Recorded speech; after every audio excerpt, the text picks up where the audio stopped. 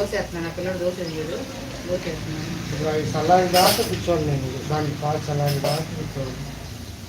ఏం టైంలో ఏమో దాన్ని నేనేం చేయను ఊళ్ళే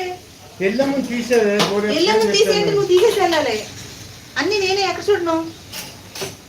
వెళ్ళి వేసిరా నువ్వు వెళ్ళి చాలా చాలు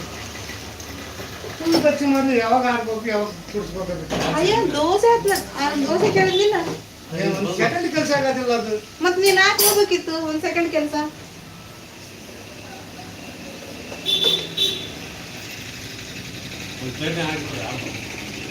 ಇಲ್ಲ ಇವತ್ತು ಮುಂಜಾನೆಯಿಂದ ಬೇಕಂತ ಮಾಡಕತ್ತಾರ ಅರ್ಥ ಆಗ್ಯದ ನನಗೆ ಬೇಕಂತ ಮಾಡಕ್ಕೆ ಹೋಗೋದ್ನ ಹೇಳಿದ್ನಲ್ಲಪ್ಪ ನಾನು